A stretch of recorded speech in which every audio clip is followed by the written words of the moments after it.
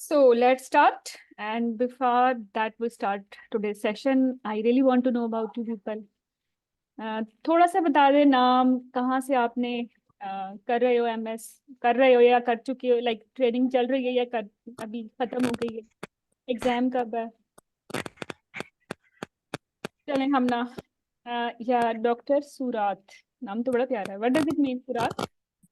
सूरत या सीरत? Sorat. सूरत, Sorat. क्या मतलब है इसका? रूह या नफ्स. वाओ, इट्स क्वाइट यूनिक, मैंने कभी नहीं सुना और बड़ा अच्छा लग रहा है सुनने में। Yes, it's the Sindhi name. अच्छा, तो यू आर फ्रॉम कराची है ना? No, Hyderabad. सिंध, सिंध में कराची नहीं आता मुझे, मेरे काफी कैंडिडेट्स कहते हैं ओके, कराची ही नहीं आता, बाकी और सिटीज में है। चलो, तो सूरत सही है इसकी प्रोनाउंसिएशन? नहीं, सोरठ. सूरत, सूरत। चलो, वैसे तो मेरी प्रोनाउंसिएशन वैसे ही अच्छी नहीं है, तो अपॉलॉजीज दोनों कोई लेट्स नहीं. स्टार्ट। तो क्या कहाँ से किया है एमएस या कर रहे हो? बस खत्म हो गई है मेरी ट्रेनिंग. मैंने सिविल हॉस्पिटल हैदराबाद से किया है, लम्स से. अच्छा, वो LUMHS लम्स, एक हाँ लम्स यहाँ जी. लाहौर में भी है वहां से मेडिकल तो नहीं होता खैर। ओके, तो अब मैं देखते हैं इसका पैटर्न क्या है, मैंने नोट किया होगा। अ, तो जी जी, एग्जाम थैंक कब यू. है आपका? वेलकम। अप्रैल में. डेट क्या है? टेंटेटिव डेट आई है last week of April. Last week, तो अभी तो मार्च के अप्रोक्सीमेटली, लेट्स सपोज 20 डेज हैं आपके पास, 40 डेज हैं हार्डली, है ना? जी बिल्कुल. ओके, तो कैसी तैयारी है, थ्योरी की है जी जी, थ्योरी की है. और कहाँ से की है? ऑप्स मैंने ईवीएम से की है, बाकी ड्यूहर्ट से गायनी की है, और बाकी गाइडलाइंस वगैरह थोड़ी बहुत देख ली हैं. गाइडलाइन कौन सी थोड़ी बहुत देखी है? वो ऐसी क्या चीज थी कि आपने सोचा कि चलो थोड़ी बहुत गाइडलाइन देख लूं? ऐसे नहीं, बहुत सारी पढ़ी है. मतलब ऑप्स के लिए जितनी थी, जो मेडिकल डिसऑर्डर्स हैं उसके लिए, जैसे अच्छा। एपिलेप्सी है या हेमाटोलॉजिकल डिसऑर्डर्स हैं, तो उसकी वीडियोस वगैरह डॉक्टर प्रियता के सुने थे. और बाकी ओके, ईबीएम से पढ़ा. फिर तो ठीक है, फिर आप तो सेफ है, क्योंकि जिनका आप बता रही हैं she is mentor for MRC UG2, और वो गाइडलाइंस ही जी. पढ़ाती हाँ, वो गाइडलाइन तो। ही पढ़ाती हैं. चलें, गुड हो गया। तो डॉक्टर मादी, या ये भी मैं सही बोल रही हूँ या निकनेम है? Thank you Surat. Now we will talk with other candidates, कोई ओके विलिंग है ओके. तो टॉक टू मी। हम ना। मेरी देवरानी अच्छा भी मैडम, नाम एग्जैक्टली है आप डॉक्टर महाजबीन हिरा हैं जिनसे हम बात कर रहे हैं? हाँ जी, मैं वही हूँ, महाजबीन हिरा। अच्छा अच्छा अच्छा. अच्छा अच्छा, बहुत नाम सुना है आपका. आपकी बुक भी है मेरे पास, लेकिन शुरू मैंने कुछ भी नहीं किया. ट्रेनिंग मैंने DHQ पिंडी से कंप्लीट कर ली हुई है, उसके बाद शादी हुई तो मैं थोड़ी अच्छा। बिजी रही, और अभी मेरा थीसिस एक्सेप्ट हुआ रिसेंटली. तो UHS से मुझे एक अलाउ हो गया है कि मैं एग्जाम में अपेयर हो लूँ. तो अब ओके, मेरी कोई मई की अटेम्प्ट बनती है जिसकी अभी तक डेट नहीं आई. तो मैंने अभी बिल्कुल, I am a beginner. No worries no worries. तो अभी आप RMU के साथ Assalamualaikum, हो या Dr. Hira. पिम्स के साथ हो? हम ना UHS. विचेस के साथ, ओके UHS. ओके। जी जी. अच्छा, अभी मुझे किसने सलाम किया है, वालेकुम बहुत. सलाम। Yeah, I'm Dr. Doctor Amna Madiha की आवाज here, लग रही. Dr. Hira. मैंने मेडी से वैसे ही अपना नेक डाला हुआ था उधर. Okay okay. मेरी आपसे बात हुई थी व्हाट्सएप पे ना. दैट्स अबाउट SCQs, जब ओके, आपने ये ग्रुप बनाया था फिर. अच्छा डॉक्टर डॉक्टर मदिया, जस्ट थोड़ा सा हमना से क्लोज कर ले इंट्रोडक्शन, फिर मैं या आपकी या बात। Sure, why not. अच्छा, हमना तैयारी कैसी है, कुछ पढ़ा है आपने? लाइक मे में इफ यू आर विलिंग मैंने टू। सिर्फ अभी, नहीं नहीं, एक्चुअली मई का मुझे पता चला. अभी मैंने लास्ट मंथ जब थीसिस सबमिट कराया, मुझे मई का पता चला. अभी रिसेंटली एक्चुअली मेरे बेबी की डेथ हुई है, तो मैं जरा डिलीवरी के प्रोसीजर से भी गुजरी हूँ. तो पढ़ा मैंने कुछ भी नहीं. अभी मैं सिर्फ चीजें कलेक्ट कर रही हूँ. और यही सुना है कि गाइडलाइंस करनी है. और आपका सुना कि आप कोर्सेज जो है वो करवा लेते हैं, तो हम कर सकते हैं वहां से. तो बस अभी मैं इनिशियल स्टेप्स पे हूँ बिल्कुल. पढ़ा मैंने कुछ भी नहीं है. पढ़ा मैंने MCQs की बुक्स शुरू की हैं ऐसे ही, मतलब ब्लाइंडली, जैसे आप शुरू करते हैं. ओके ओके, चलें, आई एम जी रियली जी. वेरी सॉरी टू अभी hear about your loss. I'm in तो meeting. हाँ, आप अपना ख्याल रखें और I will try my best कि यूएचएस के अकॉर्डिंग जो सिलेबस या आपके एग्जाम का पैटर्न है उसके मुताबिक आपकी हेल्प कर सकूं। जी जी। आपके पास मैडम पूल की अवेलेबिलिटी और वो चीजें अब तो आना शुरू हो गई होंगी ना, क्योंकि अब कुछ हो रहे हैं एग्जाम पिछले चंद सालों में। बहुत कि एमएस के हमें कोई कैंडिडेट आइडिया सारे, नहीं है, हमें तो उन्होंने कुछ बहुत, आइडिया नहीं है, मुझे कुछ आइडिया। क्योंकि इंडक्शन ठीक है। 50% एफसीपीएस की है, 50% अब एमएस की है, तो मेरे बैच में 50 जी जी। 50% होते हैं एमएस की और एफसीपीएस की कैंडिडेट्स। अच्छा अच्छा अच्छा, ठीक है। That's cool, that's cool. चले, फिर तो मैं अच्छे टाइम पे शुरू हुई हूँ। मुझे तो लगता है मई तक मेरी तैयारी तो नहीं होगी, लेकिन अगर मुझे अलाउ किया तो हो सकता है मैं कुछ ऐसी एक अटेम्प्ट दे दूं फेल्ड किस्म की, लेकिन नहीं नहीं इंशाल्लाह नहीं मैं नहीं नहीं, तैयारी में आप अच्छी से। नहीं, आपके लिए कुछ बातें हैं, एंड पे जरूर सुनिएगा, ठीक है? जी जी ठीक है, जी ठीक है। चलिए, थैंक तो you, doctor thanks a lot. Madiha, thank you. Doctor Madiha कैसी हैं आप? Hello. जी जी डॉक्टर हिरा। जी जी, आप बताएं मदिहा कैसी हैं और कहाँ से एमएस कर रही हैं आप? जी I'm done with MS training from FGMU हम्म। और मेरा जो एग्जाम प्लान है वो अक्टूबर में है. चलो Date very is not decided yet but month is decided. चलो ये तो तो अच्छा हो मैंने अभी गया, टाइम है। रिसेंटली, या इंशाल्लाह अल्हम्दुलिल्लाह, तो मैंने आपका ही ज्वाइन किया हुआ है मेड होम कोर्स. कौन फीटल सा? इन्फेक्शन जो आप अभी करा रही हैं, तो चलो ये तो बड़ी अच्छी मैंने थोड़ा बात हो ज्वाइन गई। किया. अब मैं फेस टू फेस पूछ लेती हूँ, फेटल इन्फेक्शन कैसा लगा? How you have found that? मैंने एक्चुअली थोड़ा सा लेट ज्वाइन किया है बट ये है कि कुछ टॉपिक्स मैंने किए हैं तो अल्हम्दुलिल्लाह अच्छा है. काफी डिटेल्ड है. अगर उसी को कर लें तो उसी में बंदा लाइक यू आर मतलब immersed in that sea of knowledge. तो अगर मुझे लगता है कि मतलब उसको भी हम कर लें तो इट्स मोर देन इनफ.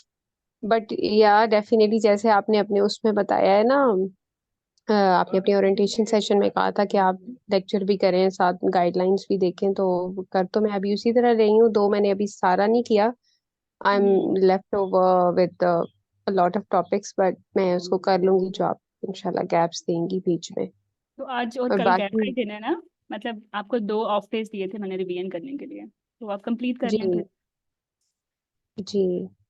ठीक है, चलो अच्छा हो गया मदिहा, आपसे बात हो गई और थोड़ा फीडबैक भी हाँ आ गया। तो दैट्स गुड। एग्जैक्टली. चलिए, so who is next? Who is next? Aqsa. अस्सलाम वालेकुम मैम। वालेकुम सलाम, कैसी हैं अक्सा आप? अल्हम्दुलिल्लाह अल्हम्दुलिल्लाह। बस बहुत अच्छा लग रहा है आपसे बात करके काफी टाइम के बाद. Actually I have done MCPS as well ना, तो आपके ही कोर्स अच्छा के थ्रू अच्छा। बहुत पुरानी स्टूडेंट हूँ आपकी पहले से. और अच्छा अब अच्छा। राइट नाउ एमएस कंप्लीट किया है ट्रेनिंग, और सोच रही हूँ कि एग्जाम दूं, लेकिन कंफ्यूज हूँ and I am with my 3 months baby. तो समझ नहीं आ रहा कि अप्रैल के या फिर मई के स्टार्ट में हो या फिर अच्छा अक्टूबर में अच्छा, होगा. तो आपने ये कैसे कंबाइन किया एमसीपीएस को? और कांग्रेचुलेशन, आपने एमसीपीएस किया, गुड। और आप अल्हम्दुलिल्लाह स्टूडेंट हैं। अल्हम्दुलिल्लाह. आप कंसल्टेंट ग्रुप में हैं? अच्छा। जी जी जी जी जी, बिल्कुल बिल्कुल हूँ. Okay okay. चलो, आई एम होपफुल कि बाकी लोग भी ज्वाइन करेंगे इस कंसल्टेंट ग्रुप को आफ्टर डूइंग एमएस। इंशाल्लाह इंशाल्लाह. I am glad I am there. Okay. So अक्सर कैसा रहा एमसीपीएस के बाद बाय एमएस? एमसीपीएस के बाद एक्चुअली मैंने एक दफा अटेम्प्ट दिया था. I couldn't do it part 1. तो फिर एमएस भी साथ आ गया. बेसिकली आई एम फ्रॉम लम्स जाम शुरू. और फिर साथ में मैंने एमएस 1 भी दे दिया, तो वो मेरा हो गया without wasting my single day. Even मैंने लास्ट डे ऑफ ट्रेनिंग एमसीपीएस, तो अगले दिन मेरा एमएस शुरू हो गया. Okay okay. तो मैंने मेरा सिंगल डे भी वेस्ट नहीं किया, और बस फिर एक दफा तो नहीं हुआ आपकी तो फिर. आपकी जॉब होगी वहां ना? मतलब आप जॉब तो वैसे ही कर रहे होंगे, तो आपने सोचा ट्रेनिंग काउंट हो जाती है, is it? Exactly exactly exactly जी. चलें, लेकिन मेरे एमसीपीएस के कैंडिडेट्स ना, they are doing MRCOG, they are not doing MSR हाँ, और एमसीपीएस। एक और रीजन भी है कि मैंने एमसीपीएस 1 year प्राइवेट प्रैक्टिस सेटअप में किया, तो आई कुडंट प्रैक्टिस मच ना. जैसे प्राइवेट में नहीं देते इतना, आपको हैंड प्रैक्टिस नहीं होती, सर्जिकल हैंड. तो मुझे वो लैक हो रही थी, और आई थॉट कि I should do it more, ताकि गवर्नमेंट सेटअप में करूँ, थोड़ा मुझे सर्जिकल हैंड नहीं नहीं, मिले. एमएस से तो डेफिनेटली आपको आएगा, मैं ये कह रही हूँ यही स्टॉप नहीं होना। आप हम्म. प्रोबेबली, आप में इतनी आगे जाने का है पैशन, तो आगे भी जाइएगा, इससे भी आगे, ठीक है? इंशाल्लाह एमआरसीओजी भी कर इंशाल्लाह रहा है। बुक्स बुक्स तो मैंने ले ली हैं, लेकिन अभी तक हिम्मत नहीं है, मतलब वही स्केड्यूल का इशू हो जाता है, टाइम बहुत टफ है। लेकिन मुझे था कि आपसे मैं सजेशन लूं। I have got a very busy schedule right now. 3 months का बेबी है, तो फिर क्या अटेम्प्ट मुझे अप्रैल मई में सोचना चाहिए, या फिर I can go for October attempt? 2 attempt हैं मेरे ये अपकमिंग ईयर में। देखो एमसीपीएस किया हुआ है, और I know if you are my student, आपका 80% सिलेबस भी कंप्लीट हाँ, है। लेकिन उसको काफी गैप हो गया, ये 2019 की बात है एमसीपीएस की।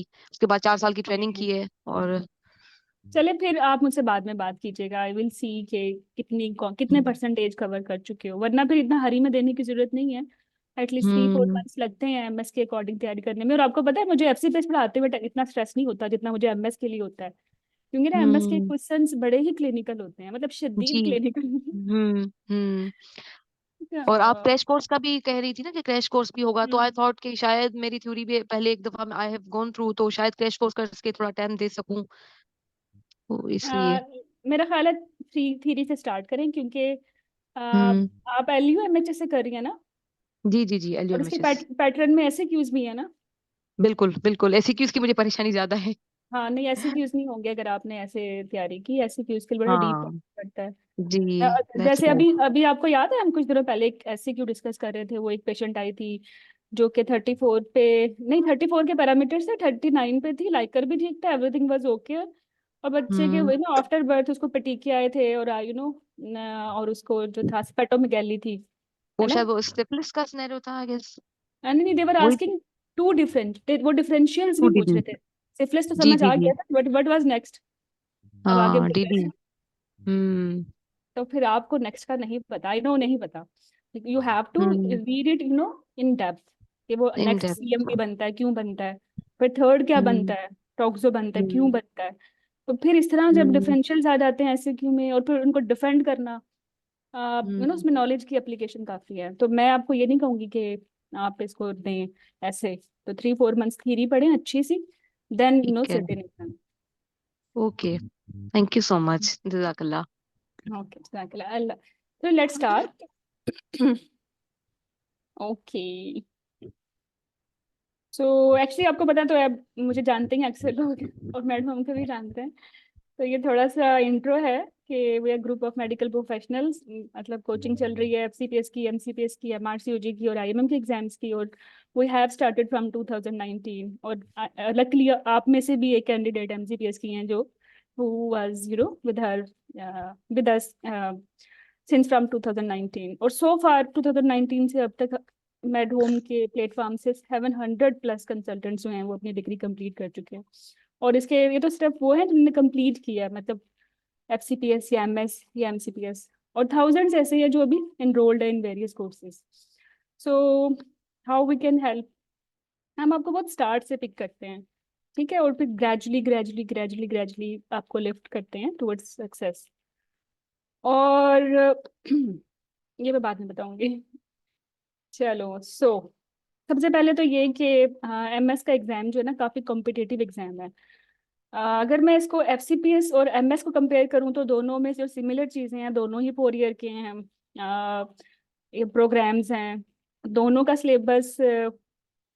अगर मैं कहूँ एफसीपीएस का सिलेबस 100% है, तो जो एमएस का सिलेबस है वो लाइक 10% एडिशनल है, 110% है, ठीक है।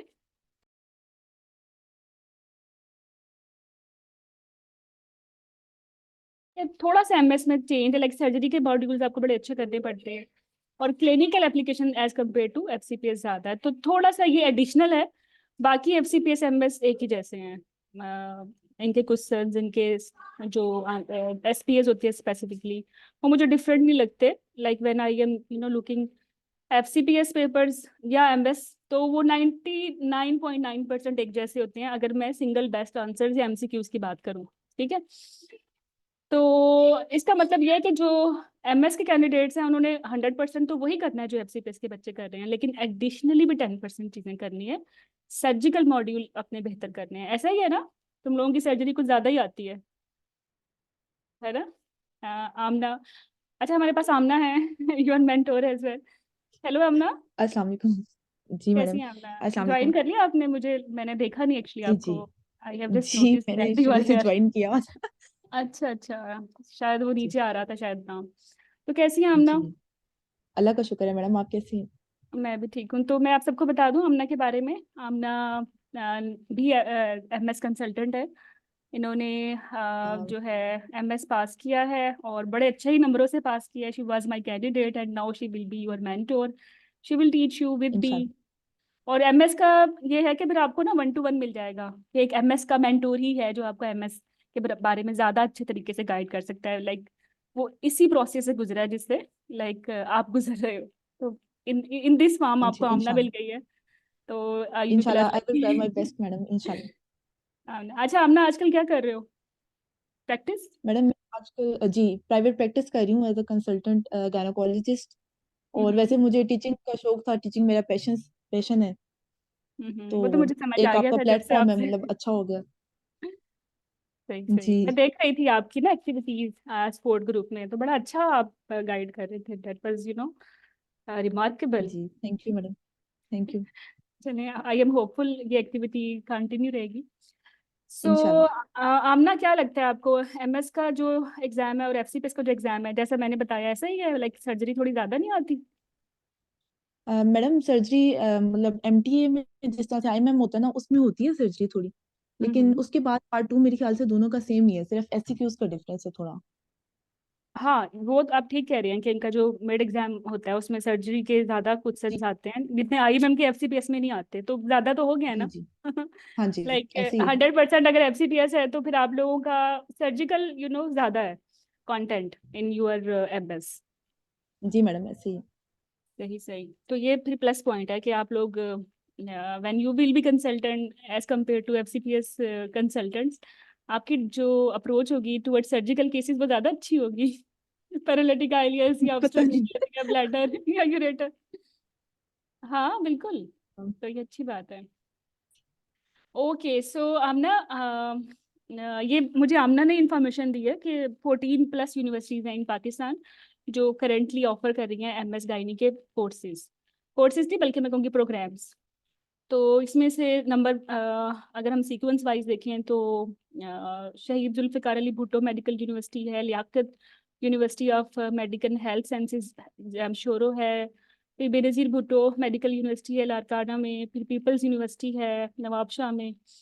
ये कराची की है ज़्यादातर।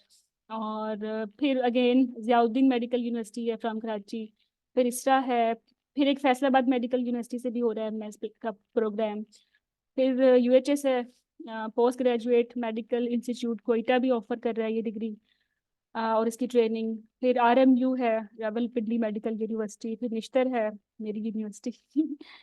किंग एडवर्ड है, ये भी मेरी है लेकिन 50-50। ओके, फिर डावा यूनिवर्सिटी कराची और फिर फातिमा जिन्ना। तो मुझे तो ये नजर आ रहा है कि या तो एमएस करेंटली लाहौर से हो रहा है या फिर ये कराची से हो रहा है। इक्का दुक्का आई थिंक यूनिवर्सिटीज हैं कोयटा कोयटा और मुल्तान से ना जो ऑफर कर रही हैं। तो मैक्सिमम जो एमएस के ट्रेनिंग प्रोग्राम्स हैं वो सिंध में चल रहे हैं और उसके बाद they are running in Punjab. अच्छा, इन जैसे इनके नाम डिफरेंट है ना, वैसे इनके जो एग्जाम फॉर्मेट है वो भी चेंज है। तो जितनी हमने इंफॉर्मेशन कलेक्ट की हैं फ्रॉम आवर स्टूडेंट्स, तो दे टोल्ड अस, और फिर काउंटर चेक भी किया है यूनिवर्सिटी की जो वेबसाइट है उससे, कि करंटली जो आरएमयू या रावलपिंडी मेडिकल यूनिवर्सिटी है या पिम्स इस्लामाबाद की यूनिवर्सिटी है, उसमें जो पैटर्न है वो उसमें शॉर्ट ऐसे क्वेश्चंस नहीं है। टोटली ये 200 बेसिकली एमसीक्यूज है या सिंगल बेस्ट आंसर्स है, एग्जैक्टली लाइक एफसीपीएस। ठीक है, एग्जैक्टली लाइक एफसीपीएस, थीरी बिल्कुल ऐसे है। मुझे तो फील भी नहीं होता कि ये पेपर एमएस का है या एफसीपीएस का, मतलब इतने रिजेंबल करते हैं। और करेंटली जो हमारी फैकल्टी है ना एमएस की इतनी अभी मैच्योर नहीं है, तो एग्जामिनर जो एमएस के हैं वो एफसीपीएस ही हैं। ऐसा ही है ना हमना? जी मैडम, ऐसे ही है। आपके जो एग्जाम लेने आते हैं वो बेसिकली एफसीपीएस कैंडिडेट होते हैं ना, एग्जामिनर्स? जी, वो सीपीएसपी के सुपरवाइजर्स और सीपीएसपी हाँ के एग्जामिनर्स होते हैं। हाँ, तो वो एफसीपीएस होते हैं, तो उनका एग्जाम लेने का स्टाइल और क्वेश्चन बनाने का स्टाइल बिल्कुल एफसीपीएस की तरह ही होता है। तो मुझे लगता है कि ये इन यूनिवर्सिटीज से अगर कोई कर रहा है एमएस तो वो एफसीपीएस ही कर रहा है ना? जी मैडम, ऐसे ही है। अच्छा, तो हाँ उसकी में थोड़ा सा है चेंज, उसकी इनकी चेंज है। लाइक एफसीपीएस में तो 14 टोटल एक्सटेंडेड टोक स्टेशंस होते हैं, और एक शॉर्ट केस होता है ओब्स का, और एक शॉर्ट केस होता है गायनी का। But in after passing theory, जब एमएस की ओस की होती है आरएमयू या पीएम से, तो इनके 15 स्टेशन होते हैं ओस की के, और गायनी ओब्स के लॉन्ग केसेस होते हैं। ठीक है, हमने ऐसे ही है ना? जी मैडम, और इसके बाद थीसिस डिफेंस भी होता है। थीसिस डिफेंस तो हर एमएस के में ऐड है ना? जी जी जी जी। पहले तो वो एग्जाम का पार्ट ही था, अब वो पहले करना होता है लाइक नहीं उसको। मैडम, नहीं ये इसके साथ ही होगा। लाइक थ्योरी पहले होती है, वो पास हो जाए, फिर उसके बाद उसकी होगी, उसकी हम्म, पास हो जाए, फिर लॉन्ग केस, और फिर उसके बाद थीसिस डिफेंस।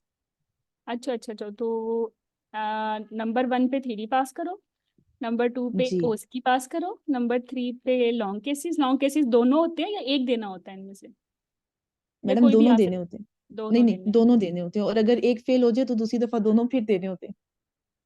ओके मतलब ओके, दोनों ही देने हैं। ठीक है। और फिर फोर्थ स्टेप पे थीसिस डिफेंस है, और ये हर स्टेप जी जो है आपने सेपरेटली कब पास करना है ना? ऐसा ही है ना? जी मैडम, जी जी ऐसे ही। थैंक यू आमना। मैंने कहा था ना कि एमएस का मेंटोर ही हो तो वो उनके प्रॉब्लम्स को बहुत अच्छे तरीके से जान सकता है। तो I am glad you are here with us. Thank so you madam. तो ये वाली यूनिवर्सिटीज की थ्योरी तक तो बात ठीक है, एफसीपीएस जैसी है, लेकिन आगे थोड़ी सी जो है वो डिफरेंसेस हैं जो भी आपको आमना ने एक्सप्लेन किए हैं।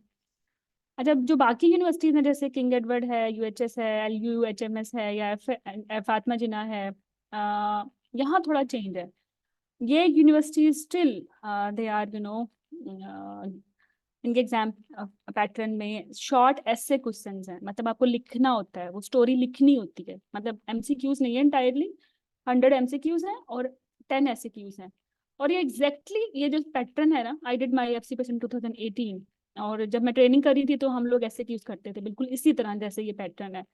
और वो पल्लवी कुंजे और ये सारी बुक्स हम पढ़ते थे, बट सडनली 2017 में फिर पैटर्न चेंज हो गया, और 18 में जब मैं अपेयर होगी तो हमने फिर ऐसे क्यूज किए, लेकिन वी हैव प्रिपेयर्ड। हमने सिर्फ फिर एसडीएस किए, लेकिन वी हैव प्रिपेयर्ड ऐसे क्यूज एज वेल। सो इसमें क्या होता है, 100 एमसीक्यूज होते हैं, ठीक है, जिसमें से मिक्स होते हैं गायनी ओब्स के, और 10 ऐसे क्यूज होते हैं, और ये भी गायनी ओब्स के ना मिक्स होते हैं, लाइक एनी जी मैडम, क्वेश्चन ये भी में। मिक्स है। कोई जी आ जाएगा जनरल गायनी से, कोई आ जाएगा मैटरनल मेडिसिन से, तो ये मिक्स ही होंगे। फिर उसकी है 15 स्टेशन, और फिर लॉन्ग केसेस है। मतलब इन यूनिवर्सिटीज का जो थीरी का पार्ट है, उसमें 100 सिंगल बेस्ट आंसर्स की बजाय 10 सिंगल शॉर्ट ऐसे क्वेश्चन हैं। बाकी ये पैटर्न सारे जो एमएससी प्रोग्राम्स हो रहे हैं जितनी भी यूनिवर्सिटीज में, फिर वो सेम ही है। तो 50% हर एमएस प्रोग्राम सेम ही है ऑल ओवर पाकिस्तान, और 50% थोड़ी बहुत चेंजिंग्स हैं जो मैंने ऑब्जर्व किए हैं। सो तो ये यूनिवर्सिटीज हैं किंग एडवर्ड या यूएचएस या यूएचएमएस या एफजेएमयू, फिर इनके कैंडिडेट्स के लिए we have to plan separate course, कि इनके जो ये 10 ऐसे क्यूज हैं, इनकी प्रैक्टिस भी अच्छी हो, और ये अच्छे खासे मुश्किल होते हैं इनको अटेम्प्ट करना। Like I can clearly remember, जो मेरे सीनियर्स थे, they were very happy when exam format was changed. MCQs आया था, because they were constantly facing failure in SCQs, क्योंकि मैडम, इसमें एक्चुअली क्या। इसमें प्रैक्टिस बहुत चाहिए। हाँ, और ये आम ऐसा नहीं होता है कि डायबिटीज पे बता दो इसके क्वेश्चन क्या पूछोगे, नो नो नो नो।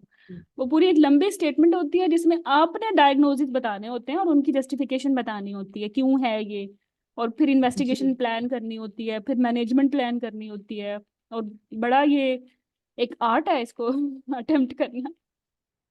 ऐसे ही है हाँ, मैडम।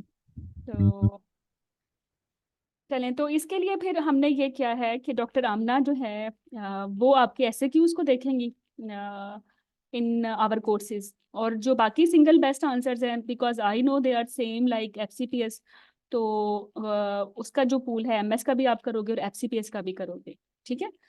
तो इस तरह से फिर हम आपको इसकी तैयारी करवाएंगे, और जब आप कर लोगे अपने अपने थ्योरी पास कर लोगे, तो इसी तरह फिर आपके लॉन्ग केसेस की भी तैयारी होगी, आमना भी होंगी उसमें, और मैं भी होंगी, और अदर भी एमएस मेंटोर्स होंगे।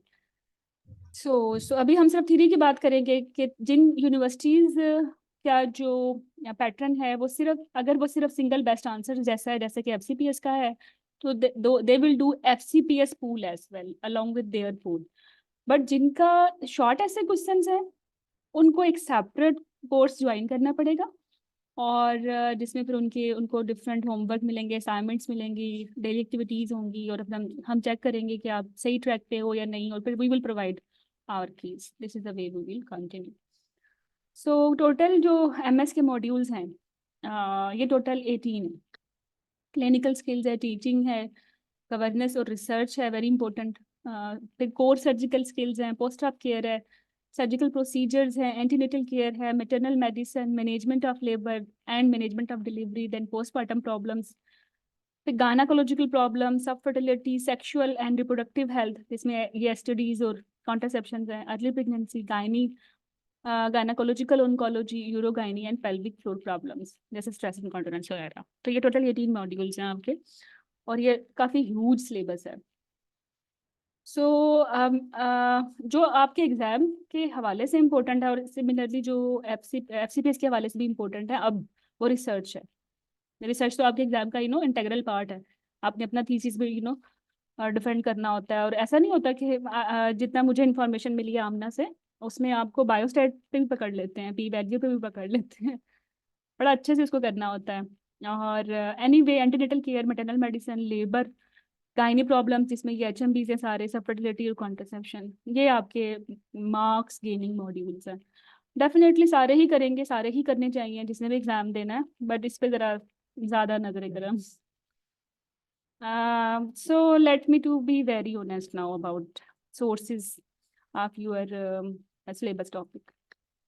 गाइडलाइन या टेक्स्ट बुक के नाम पे ना ईबीएम यूनिवर्सिटी है, अच्छी बुक्स हैं। When I was doing my degree तो 2017 में ये इनके लेटेस्ट एडिशन आए थे, तो बिल्कुल हर चीज़ अपडेटेड थी, और we have done only these books, हमने गाइडलाइंस नहीं की थी।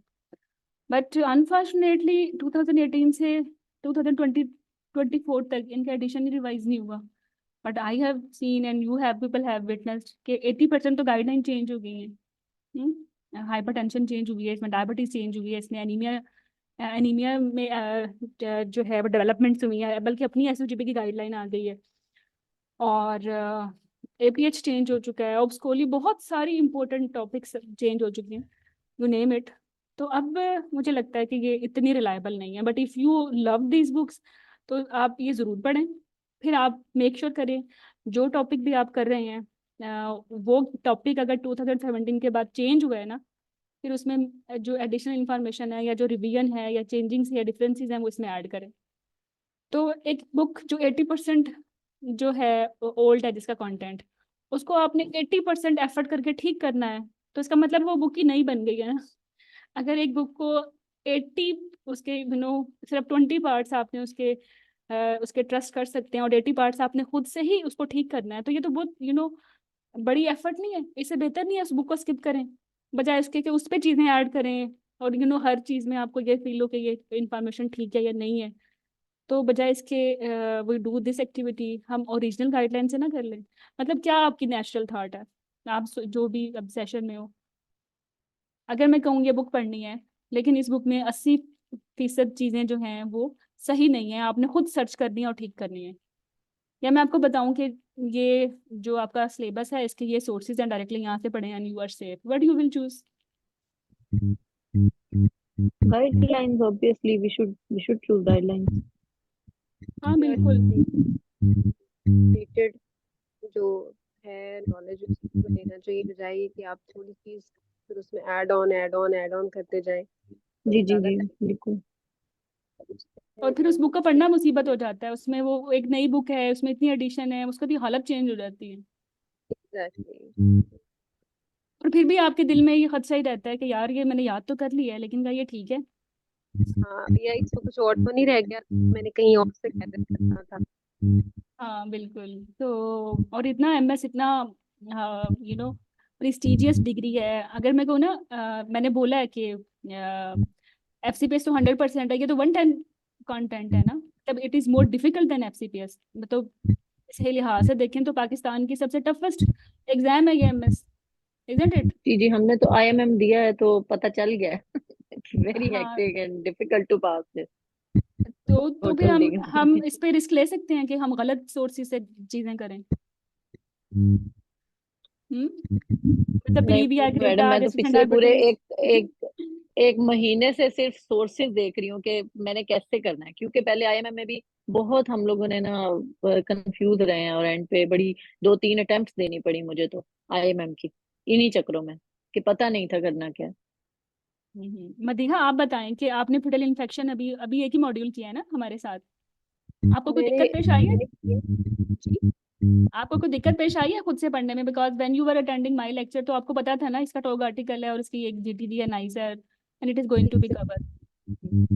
मैंने आपको बताया कि मैंने लेट ज्वाइन किया है, तो मैंने 3-4 टॉपिक्स ही किए हैं आपके चले साथ। मुझे किसी बट किसी एक टॉपिक का नाम बताएं, लेट्स गो, फिर ताकि रेफरेंस देके बात सही हो जाए। कौन सा टॉपिक किया आपने? Chicken pox. आवाज सही नहीं आ रही, can you write it for me? जी, आप मेरी आवाज आ रही है ना? चिकन पॉक्स कह रही हूँ मैं। Okay, excellent, chicken pox. तो तो उसमें ये आपने आपने पढ़ा है? बताया कि GTG की ये परसेंटेज है, वो ये परसेंटेज कहती है, तो मतलब आप साथ साथ उस चीज को हाईलाइट करती हैं कि गाइडलाइंस में भी फर्दर क्या थोड़े बहुत डिफरेंसेस हैं जिनको हम चेक आई कर गॉट सकते इट, आई गॉट इट। इसमें फर्टिल वेरिसिलस सिंड्रोम का परसेंटेज था जो कि हर हैं। जगह लिखा हुआ है 2% है ना, और in GTG exactly basically it is 1%। And 1% they love to bus. Ask this, हाँ, तो they love to ask this question. तो फिर लोग झगड़ते रहते हैं यार 2% है 2% है बिकॉज वैन गाइडलाइन से इसकी ये 1% है। और चिकन पॉक्स की तो गाइडलाइन चेंज भी नहीं हुई है, 2015 की है बेसिकली। तो फिर भी इसमें प्रॉब्लम है। थिंक इज दैट कि इसका एक पुराना टॉग आर्टिकल है, तो उन लोगों ने उनको कोट किया हुआ है। और जब भी हमें प्रॉब्लम होती है ना गाइडलाइन में प्रायोरिटी की, तो हम ग्रीन टैब गाइडलाइन या SOGP गाइडलाइंस को प्रेफरेंस देते हैं एज कम्पेयर टू टॉग आर्टिकल्स।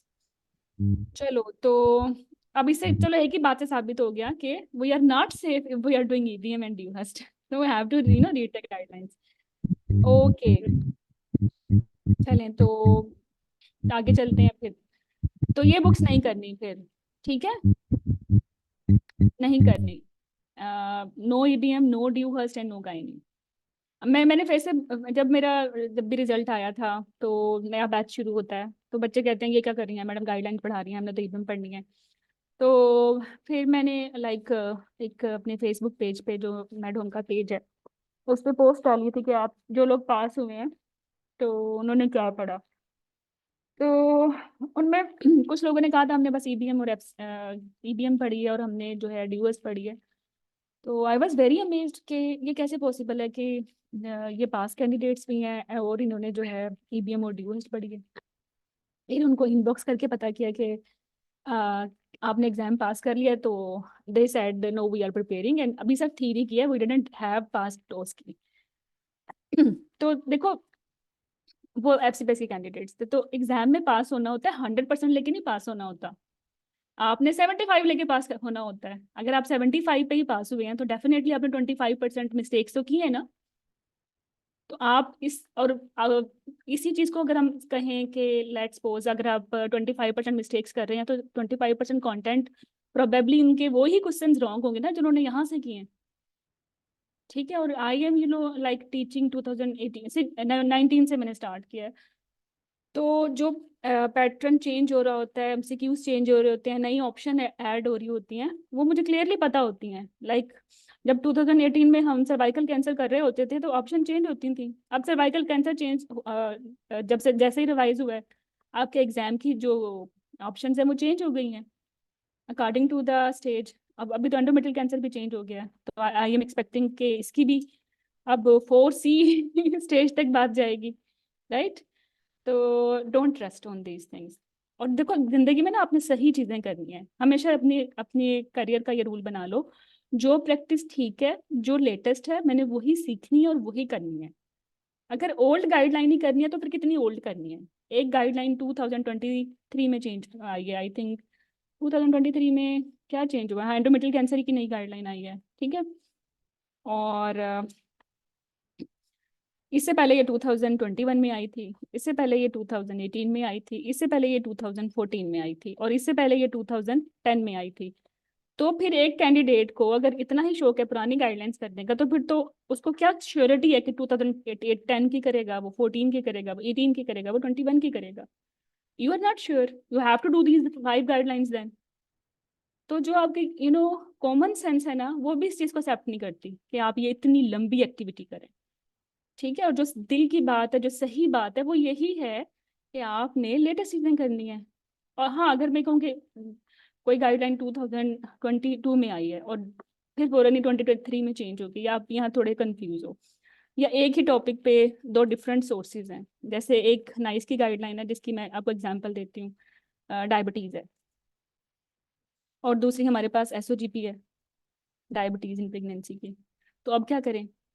ठीक है, तो we will practice both both this guidelines, but we will compare them कि इनमें मसले मसाइल के हैं। और इस तरह की जो स्ट्रॉन्ग गाइडलाइंस चेंज होती हैं या उनमें जो डिफरेंसेस होते हैं, ये आपके ओस्की के या आपके लॉन्ग केसेस में आपके एग्जामिनर के हॉट फेवरेट क्वेश्चंस होते हैं।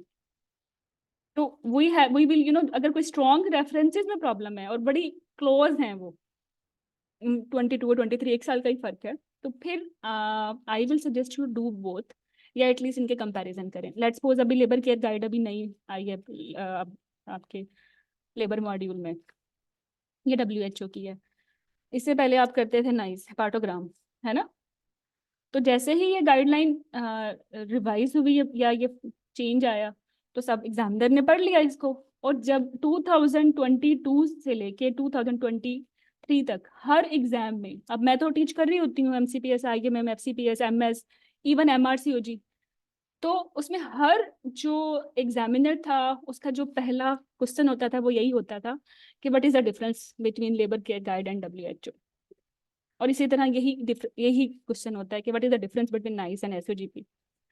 तो मेरी सजेशन है आप लोगों से, आप अगर आप टेक्स्ट बुक पसंद करते हो तो ज़रूर पढ़ो, लेकिन फिर आप 2017 के बाद जो जो चीज़ें चेंज हुई हैं उनकी लिस्ट बनाओ और उनमें करेक्शंस करो फिर, और ऐड करो वो डिफरेंसेस, फिर आप EBM और डिफेंस पढ़ें। ठीक है? और जहाँ आपको लगे कि दो स्ट्रॉन्ग गाइडलाइन में कोई डिफरेंस है, तो फिर उन डिफरेंसेस को नोट करें, क्योंकि ये आपके पॉसिबल वीक एरियाज हो सकते हैं इन योर एग्जाम। तो यहाँ तक क्लियर है? अच्छा, अक्सा, आपको ये लगता है और बहुत सारे कैंडिडेट्स को भी ये लगता है कि जो CPSP का पूल है ना, वो तो रिवाइज नहीं होता। तो वो रिवाइज नहीं होता, आई विल एग्री, नहीं होता रिवाइज। तो फिर कौन सी गाइडलाइन करें? 2010 की? क्या CPSP ने ये बोला ये कर लो? नहीं बोला ना। फिर 2014 की करें, ये करनी चाहिए। चलो 2018 की करें, फिर ये करनी चाहिए। नहीं, 2021 की कर लें। फिर कोई आपके पास कोई वाइट पेपर पे कोई ये चीज़ है कि CPSP की या MS की एग्जाम की जो है कौन सी गाइडलाइन से बनी है? कितनी कोई पुरानी हम करें, फिर तो हम 1990 की कर लेते हैं, वो ज़्यादा सही रिलायबल है। इस चीज़ को अकल मानती है? खुद सोचो। हाँ, अक्सर। हम्म। जी बिल्कुल सही कहा आपने। नहीं, हाँ आपने ऐसा नहीं करना, आपने एविडेंस बेस्ड ही रहना है, and it will save your life. अब तो सोशल मीडिया का जमाना है, इंफॉर्मेशन का फ्लो इतना ज्यादा है, सबको पता है ये गलत है। आप कौन से जमाने में जो जी रहे हो, कौन से स्टोन एज में जी रहे हो, और आप एग्जाम में बैठे हो और आप लेबर केयर गाइड नहीं बता रहे एग्जामिनर को? हम्म।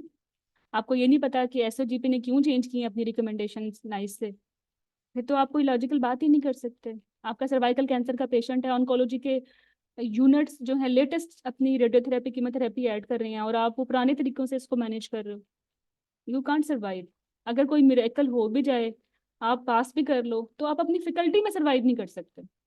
कर सकते हो? हम्म। अब तो पाकिस्तान में रोबोटिक लेप्रोस्कोपीज हो रही हैं। हम्म। हम्म, सही कहा आपने। तो we will not do this mistakes. हम अपने सोर्सेज या तो फिर 2017 को कट ऑफ बनाओ, उसके बाद जो गाइडलाइन चेंज हुई है वो गाइडलाइन से करो, और बाकी EBM रिवर्स से करो, देन यू आर सेफ। ठीक है? बाकी किसी इधर उधर की बातों पे ना कान नहीं धरो। मैम एक और बात, हम्म।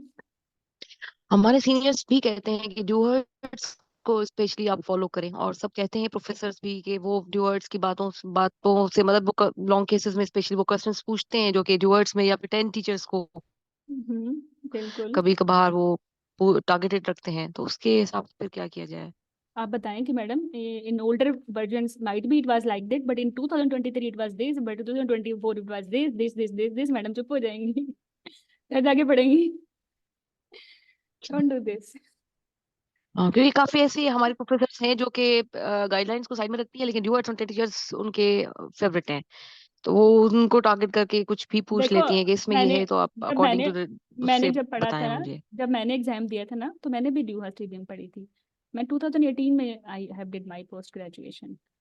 और मुझे इनकी पेज मेमोरी इतनी अभी तक याद है, मुझे पता है एग्जैक्टली किस किस कौन सा टॉपिक किस पेज पे है, उसके नीचे कौन सी तस्वीर है, उसके ऊपर कौन सी तस्वीर है। तो मेरी तो मेमोरी डेवलप हुई हुई है इससे। तो मैं तो सुनना ही इसी बुक से चाहूंगी। अब मैं 2028 में भी आ जाऊं तो मुझे तो वही बुक पसंद है जिससे मैं प्रोफेसर, अब तो मैं प्रोफेसर बन जाऊंगी लाइक 28 तक। तो मुझे तो फिर भी 18 की याद आएगी ना। क्या ये सही तरीका है? अच्छा, जो आपके सीनियर्स हैं वो आपसे बूढ़े ही है ना, पुराने ही है ना, उन्होंने पढ़ी थी। अब आप 2024 में जिंदा हो, जी रहे हो। और ठीक है, आप करो फिर ड्यू फर्स्ट और ईबीएम, लेकिन फिर उसको अपडेट करो ना। 2017 के बाद जो गाइडलाइन चेंज हुई है, फिर उसको अपडेट करो। फिर आपके आपके एग्जाम में तो आ रही होती हैं। लाइक कल ही हम डिस्कस कर रहे थे, अभी तो एफसीपीएस के टॉक्स चल रहे हैं, वल्वोडाइनिया का टॉक्स आया हुआ है, nobody knows. Latest talk article से आया हुआ है, cervical caesarean section fully dilatation पे पूरा का पूरा उसकी स्ट्रक्चर डिस्कशन आया हुआ है, नोबडी नोज। ऑब्स कोलिस्टेसिस 2022 में चेंज हुआ है, नोबडी नोज। आपकी स्टेरॉइड्स की रिकमेंडेशन चेंज हो गई है, आईयूजीआर में कब तक देना है। और जैसे अब तो ब्लाइंडली हम देते थे ना 39 वीक से पहले हर एक को, अब नहीं देते।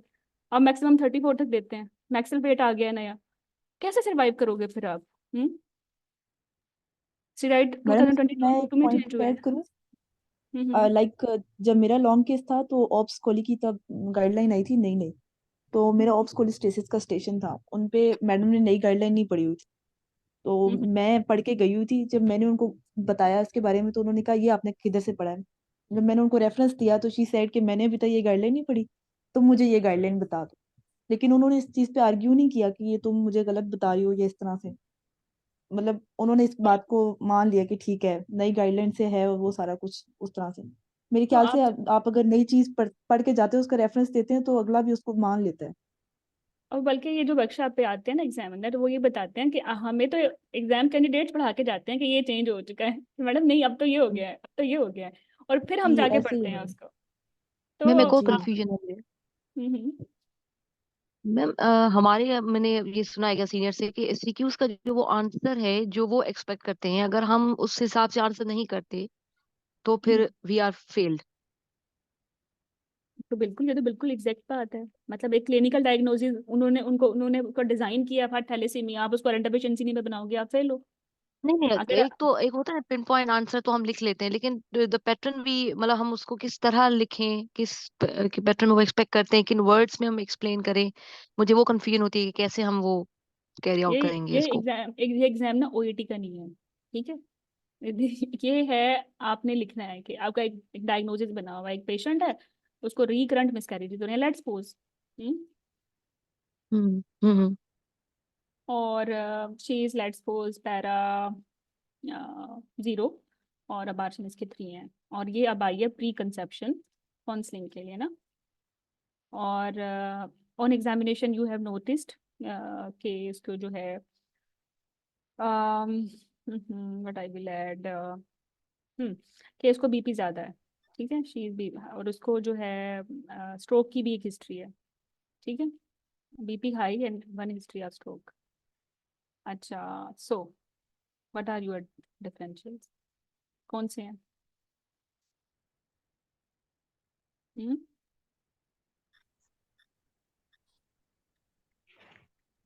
मैम इसमें एक एप्ला भी हो सकता है। एप्ला ही है हम्म। पहले, ठीक है। और फिर इसके बाद, हम्म। अच्छा, एप्ला एक्चुअली अक्वायर्ड थ्रोम्बोफिलिया है, ये हम्म। इनहेरिटेड है, but can happen with hereditary as well. ये प्रॉब्लम हम्म। हेरिडिटरी थ्रोम्बोफिलियाज में भी हो सकती है। अच्छा, फिर थर्ड क्या बनेगा आपका? Hmm. Yes tell me. Recurrent miscarriages में क्या डिफरेंशियल्स होते हैं आपके? क्रोमोसोमल डिसऑर्डर्स होते हैं। थायराइड आएगा, क्रोमोसोम नहीं आएंगे, क्योंकि थायराइड ऑटोइम्यून है, उसमें भी बीपी ज्यादा हो सकता है। अच्छा, फिर जो डायबिटीज, यस बिल्कुल, डायबिटीज या एंडोक्राइन आ गया ना, अनकंट्रोल्ड थायराइड ना करें, एंडोक्राइन। एंडोक्राइन हम्म कर लें, एंडोक्राइन कर लें, फिर हम्म आपके अम्यूनोलॉजिकल आ जाएंगे, और ठीक है, और उसके बाद फिर आपकी यूट्राइन एनोमलीज, क्रोमोसोमल प्रॉब्लम्स और बहुत सारी चीजें आ जाएंगी। क्रोमोसोम पहले भी आ सकते थे, लेकिन बीपी हाई है, स्ट्रोक है, वो क्रोमोसोम में नहीं होता। एक्सक्लूड तो हो इसमें जाएगा। इसमें कौन सी ऐसी बड़ी बात है जिसमें आपने इसको बैल बूटे बनाने हैं? आप ये लिखोगे तो पास होगे। दूसरा, वो कहेंगे कि इन्वेस्टिगेशन बता दें। आपका जो पहला प्रोविजनल बना है, जो कि मोस्ट कॉमनली एपीएलएसी, और एपीएलएसी ऐसे बिहेव करता है, स्ट्रोक की हिस्ट्री होती है, हाइपरटेंशन होती है इनमें, और रिकरेंट मिसकैरेजेस होते हैं, तो आपने इन्वेस्टिगेशन लिख देनी है, ठीक है, एपीएलएस के लिए कि मेरी यही इन्वेस्टिगेशन है, ठीक है। अच्छा, इन्वेस्टिगेशन पर डिपेंड करता है कि इस केस के लिखें तो हर जो शुरू के 3 डिफरेंशियल्स हैं उनकी इन्वेस्टिगेशन लिख दें, या मोस्ट लाइकली जो मोस्ट अप्रोप्रिएट इन्वेस्टिगेशन है वो सिर्फ एपीएलएस की आएंगी। इसमें कौन सा बैल बूटे बनाने हैं? फिर वो दूसरा क्वेश्चन हमेशा ये होता है कि मैनेजमेंट बता दें या कॉम्प्लिकेशंस बता दें, वो फिर आप एपीएलएस की बता देंगे, जो आपका डायग्नोसिस है उसकी अप्रोप्रिएट। जितने मैंने आपके एमएस के क्वेश्चन देखे वो ऐसे ही होते हैं। उसमें कैसे आपने कोई एग्जैक्ट वर्ड्स लिखने हैं जो उनको पसंद नहीं आएंगे? This is a clinical question, सारे ही ऐसे ही होते हैं 80%। अगर आपको आता है ना, दुनिया की कोई ताकत नहीं आपको फेल कर सकती। Nobody can fail you. Very right. Okay, so बच्चों, जो आपके सिलेबस की जो कोर या फाउंडेशन है ना, वो ये 2 गाइडलाइंस हैं, society of obs and gynaecology Pakistan की गाइडलाइंस और क्लिंटॉप गाइडलाइंस। अगर कोई टॉपिक इन गाइडलाइन से है तो बस वही आपकी बाइबल है, वही आपकी होली बुक है, ठीक है। अगर कोई टॉपिक जो है बहुत सारे टॉपिक्स हैं, उन्होंने डिवाइड किए हुए हैं, मैनेजमेंट रिलेटेड टॉपिक्स जेटीजी के नहीं आते, वो नाइस के आते हैं, जैसे आपकी लेबर के मैक्सिमम जो टॉपिक्स हैं, या मेटरनल मेडिसिन के मोस्टली जो नाइस से हैं। तो जिन टॉपिक्स पे जीटीजी नहीं है या एसओजीपी नहीं है, हम उनको नाइस से करेंगे। जैसे इसके अलावा भी अगर आप समझ लें, एस्थमा है या जॉन्डस के सारे डिफरेंशियल, थायराइड है, इसकी कोई जीटीजी नाइस नहीं है, एसओजीपी भी नहीं है, वो हम टोगा आर्टिकल से करते हैं, ठीक है। और कुछ कुछ टॉपिक्स ऐसे हैं, जैसे प्राइमरी मेनोरिया के डिफरेंशियल्स हैं, तो वो हम इसके साइंटिफिक इम्पैक्ट पेपर्स होते हैं, उस पर ना कोई नाइस है ना कोई जीटीजी है, तो ऐसे हम उसको मूव करेंगे। तो जो आपका 70% सिलेबस है ना, वो जीटीजी और नाइस से ही कवर हो जाता है। 10-15% नाइस, और फिर टोग, और फिर सिप्स। और बेसिकली ये इसमें ऑर्डर भी ऐसे ही है कि सबसे टॉप प्रायोरिटी एसओजीपी या जीटीजी की है, फिर नाइस की है, फिर टोक की है, फिर सिप्स की है, ठीक है। ओके, सो तो मजीद एक्सप्लेन कर देती हूँ कि सोर्सेज में 60% आपकी जीटीजी और एसओजीपी है, और 30% आप 20% आपके लिए नाइस है, और फिर ये मिसलीनियस है, जैसे कुछ सिलेक्टेड टॉक्स आपने करने हैं। एंटीनेटल केयर में है, जैसे विटामिन डी, और लाइक बहुत सारे छोटे छोटे टॉक आर्टिकल्स हैं जो कि मेजरली एंटीनेटल मॉड्यूल से आते हैं, वो आपने कवर करने हैं। कॉन्ट्रासेप्शन आप एफएसएच से करेंगे। अच्छा, अगर आप कॉन्ट्रासेप्शन ईबीएम ड्यू से करते हैं ना, आप इमरजेंसी कॉन्ट्रासेप्शन मैनेज ही नहीं कर सकते। 2023, 2021 और 2019 में ये 80% तो एफएसएच की गाइडलाइन रिवाइज हो चुकी है। हाउ यू विल इसमें तो बड़ा मसला हो जाएगा। कॉन्ट्रासेप्शन तो सारा चेंज हुआ है, सारी फिगो 2017 के बाद चेंज हो चुकी है। फिगो की 5 कैंसर हैं आपके, कोई एक भी ऐसा नहीं है जो आपने 2017 पे मैनेज करना है, सारे सारे 2021 और 23 वाले हैं। कैसे आप करोगे? ये बिल्कुल आपकी उनको तो उड़ गई है ना फिर। अच्छा, बैश बैच तो लाइक मिक्स है, कुछ 15 के भी हैं, कुछ 16-17 के भी है। अच्छा, कंसेंट एडवाइसेस तो सारी चेंज है 17 के बाद, मतलब इनके तो रिस्क फैक्टर्स हर 2 महीने बाद 2 साल बाद चेंज हो रहे होते हैं, जैसे मिसकैरेजेस पूरा रिवाइज हो चुका है। तो डोंट डू दिस ना। हम इसको अपने इतना हाई लेवल प्रेस्टिजियस एग्जाम है, इसको ऐसे हम मफरूज़ों पे या ओल्ड अपडेटेड दकियानूसी फेक बातों पे नहीं हम इसको पास कर सकते। कोई मिरेकल हो जाए, आप थ्योरी निकाल भी लें, you can't face your Oski station, और जो ओस्की स्टेशन है ना वो 15 है, और वो तो बड़े ही स्टैंडर्डाइज होते हैं। जिन्होंने उनको बनाना है उन्होंने साथ में रेफरेंस जमा कराना है, फिर उसको प्रेसिडेंट ने अप्रूव करना है। अब एक रेफरेंस 2023 का, एक 2013 का, आप तो एग्जामिनर, आपका बीइंग एग्जामिनर ही आप जो है वो हो जाओगे रिजेक्ट, कि आपको ये नहीं पता। तो आपके वो 15 station without knowing latest recommendations आप वो नहीं आगे जा सकते, लॉन्ग केसेस तो दूर की बात है। तो जो सही तरीका है वही करना है। आप सही रहोगे तो आप पास हो जाओगे। फिर मैं बता रही हूँ 100% लेके पास नहीं होना। MS में भी 75 तक पड़ जाती है परसेंटेज। आपने 75 लेने हैं, और अगर आप सही काम कर रहे हो 75 आ जाते हैं। आपके एग्जामिनर में बायस है, किसी इक्का दुक्का चीजों पे आपको डाउट है, वो कितना ही कुछ होगा, वो सारे क्वेश्चंस तो ऐसे नहीं होंगे, कोई 3-4 होंगे। Leave them. चलो, तो ये आपके सोर्सेज हैं। फिर जनाब, once you will join the course, आपको फिर मॉड्यूल वाइज कोर्स ग्रुप्स में ऐड कर लिया जाएगा, वो सेम FCPS वाले होते हैं, ठीक है। बट MRCG2 की प्रैक्टिस बुक से आपको सिंगल बेस्ट आंसर्स की प्रैक्टिस होगी, और आपके अगर आपके एग्जाम यूनिवर्सिटी में एग्जाम शार्ट ऐसे क्वेश्चन से लिया जाता है तो वो भी ग्रुप डिफरेंट होगा फिर, ठीक है। सेपरेट SAQ प्रैक्टिस ग्रुप होगा आपका। बाकी हर मॉड्यूल का सेपरेट ग्रुप है। जैसे मदिया ने बताया कि उन्होंने फीटल मेडिसिन किया है, जब उन्होंने ये कंप्लीट कर लिया तो अब इनको फिर हमने ऐड किया है कॉन्ट्रासेप्शन और STD में। फिर ये कंप्लीट हो जाएगा। हम सिर्फ गाइडलाइंस करते हैं, एक गाइडलाइन का डेली एक लेक्चर होता है, और उसमें वो फ्लैश कार्ड्स होते हैं, एल्गोरिथम्स होते हैं, उर्दू में होता है, एग्जाम क्वेश्चंस उसमें कोट किए हुए होते हैं, बड़ा इजीली समझ लेते हो। और उसके बाद उसके 10-15 आपने MCQ सॉल्व करने होते हैं। स्लोली स्लोली 3 मंथ्स में ये पूरा सिलेबस कंप्लीट हो जाता है। और जो SAQ वाले हजरात हैं वो भी स्लोली एक दो अपने SAQs हर मॉड्यूल वाइज जो भी उनका चल रहा होगा, like if they are doing fetal medicine तो फीटल मेडिसिन के SAQs प्रैक्टिस करते रहेंगे, if they are doing labour तो फिर लेबर के। तो this is the way we will drill the syllabus. General tips सबके लिए यही है कि ये एग्जाम पास करना, या आप अपने लिए कर रहे हो, अपनी इम्प्रूवमेंट के लिए, या अपनी लाइफ को बेहतर करने के लिए कर रहे हो, दिस इज योर बैटल। तो इसके लिए जो चीज़ें मैनेज करनी है, टाइम मैनेज करना है, प्रायोरिटी सेट करनी है, वो आपने ही करनी है। तो दिस इज 100% योर रिस्पॉन्सिबिलिटी, और आपने ही अपना बेस्ट निकालना है अपने अंदर से ही। तो ये एक अच्छी बात है आप लोगों के लिए। बाकी चीज़ों को ऑर्गेनाइज करें, आप हर टॉपिक को सेपरेट करें उसके, लाइक अगर मेटरनल मेडिसिन है उसमें कोई 20 मेडिकल डिसऑर्डर्स हैं, तो हर नाइसली उनको ऑर्गेनाइज करें। हर डायबिटीज़ की समरी डिफरेंट सेपरेट लिखें, मिक्स मत करें। और उसको भी पहले पेज पे सारी परसेंटेजेस, फिर दूसरे पेज पे एवरीथिंग जो कि फर्स्ट ट्राइमेस्टर में, सेकंड ट्राइमेस्टर में और थर्ड ट्राइमेस्टर में हो रही है। फिर उसके बाद उसकी लेबर मैनेजमेंट लिखें, फिर उसके बाद उसकी पोस्टमार्टम केयर या स्लाइडिंग स्केल वगैरह लिखें। तो इस तरह ऑर्गेनाइज करके अपने फोल्डर्स बनाएं। मुझे तो बड़ा मुश्किल लगता है वैसे लिखना, टू बी वेरी ऑनेस्ट। तो मैं फिर अपने मुझे तो बोलना पसंद है, तो मैं when I will be preparing for my exam, तो मैं ना अपने जैसे आप बनाते हो हैंड रिटन समरी, तो मैं अपनी वॉइस की समरी बना लेती हूँ। लेट्स सपोज आप मुझे कोई टॉपिक दें। आजकल अभी थोड़ी देर पहले मैं ना हेपेटाइटिस के फ्लैश कार्ड बना रही थी, चलो मैं हेपेटाइटिस शुरू कर लेती हूँ। तो हेपेटाइटिस B इन प्रेगनेंसी आ गया है ना, लेट्स सपोज, तो उसको कैसे करना है। तो ये बहुत बहुत सारी पेजेस हैं, इसकी स्लाइड्स होंगी। इसकी वायरल हेपेटाइटिस की बेसिकली एक ब्रिटिश हेपेटोलॉजी ग्रुप की एक अपनी गाइडलाइन है, वही करनी होती है हम सब ने भी। तो वो उससे मैंने पढ़ा है कि एंटीनेटल क्या करना है, पोस्टनेटल क्या करना है, और वो बहुत सारी चीज़ें हैं। अब मैं ये बनाना चाहती हूँ कि मैं इसको रिवाइज करूँ। Any topic which you have done in before 15 days, वो आपको इसको रिवाइज करना चाहिए आपको हर 2 हफ्ते बाद।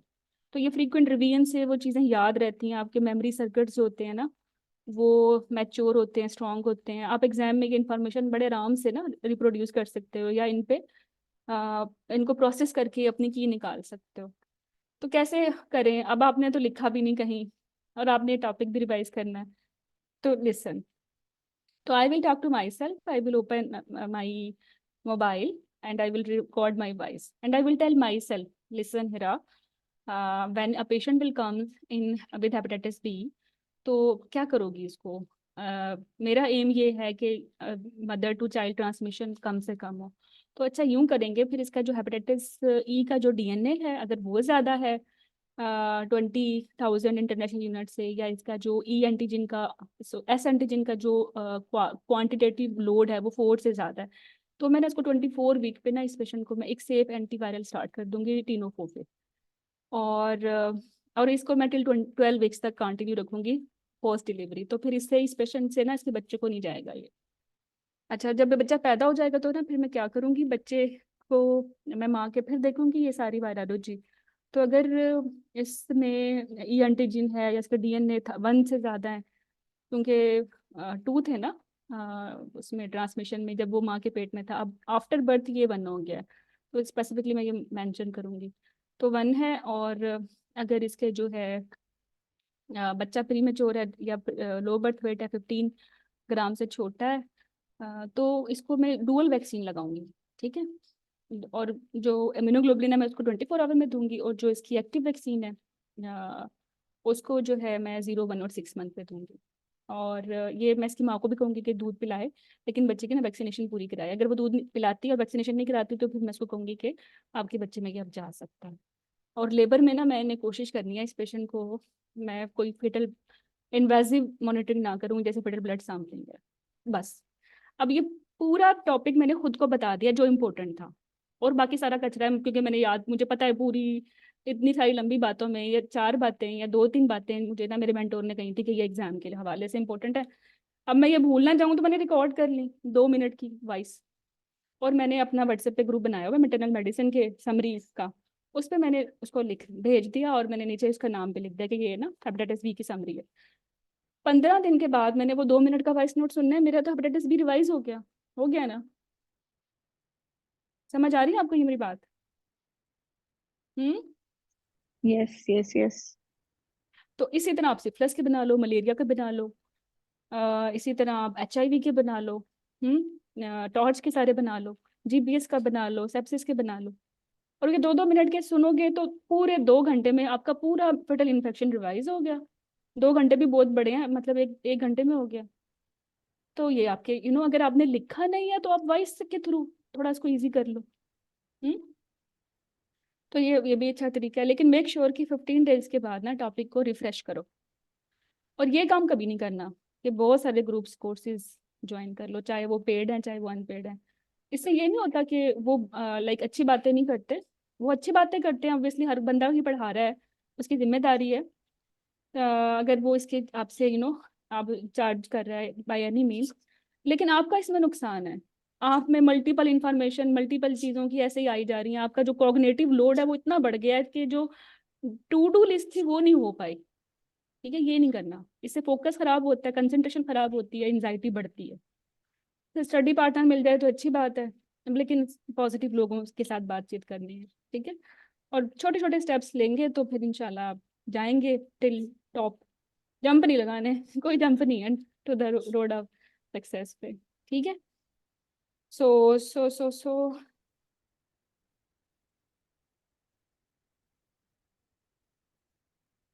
बाकी वी विल स्टार्ट। हम अप्रैल के जो ट्रू कैंडिडेट्स हैं उनका हम 40 डेज का एक कोर्स प्लान कर रहे हैं, जिसमें जो आपके मॉड्यूल वाइज जो आपके रिकॉल्स हैं FCPS के और MS के वो कवर होंगे। और अब पूरी थ्योरी पढ़ाने का टाइम तो नहीं है, लेकिन हर टॉपिक के फ्लैश कार्ड्स होंगे ताकि आपकी एग्जाम इंपॉर्टेंट बातें रिवाइज हो जाएं। और जो SAQ वाले पैटर्न से एग्जाम देंगे, फिर उनके SCQ के लिए भी एक सेपरेट ग्रुप होगा जहाँ उनकी SAQ की मॉड्यूल वाइज प्रैक्टिस करवाएंगे। ठीक है, तो if you people are interested, if you are appearing in April, तो डू ज्वाइन दिस कोर्स। और फिर आप देखिएगा कि मतलब आप कितना खुद को बेहतर महसूस करेंगे अपनी प्रेपरेशन। फिर इसके बाद कोई एक और बात की थी, शायद मैंने नोट की भी। हाँ, आप में से किसी एक ने मुझे बोला था कि गंदी मंदी तैयारी से मैं बैठ जाती हूँ। कौन था वो? मैंने बोला था क्योंकि मुझे पता है कि अभी मई में अटेम्प्ट आ अच्छा जानी है UHS की, और मैंने बिल्कुल मैडम स्टार्ट नहीं किया अभी ना। अभी मैं कंपाइल कर रही हूँ चीजों को। ये मैंने हम ना बात करी हूँ मैं मैंने बोला था।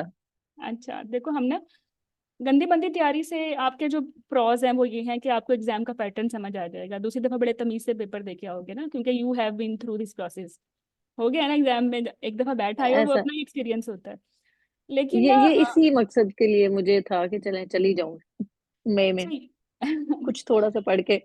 नहीं, एक तो देखो इससे आपका आपके इस पोस्ट पोस्ट फेलियर जो हैंगओवर होता है ना वो मुफ्त का आएगा, तैयारी की नहीं थी डिप्रेशन मुफ्त की आ जाएगी, ऑब्वियसली आपके पैसे भी इस्तेमाल होंगे। तो ये कोई हेल्दी एक्टिविटी नहीं है। आप एक दफा तैयारी करो, जब मैं बता रही हूँ ना आपको एग्जाम में जो आएगा हम उसके मुताबिक आपकी तैयारी करा देंगे, वो एग्जाम लाइक फीलिंग्स आपको पहले मिल जाएंगी, नो वरीज।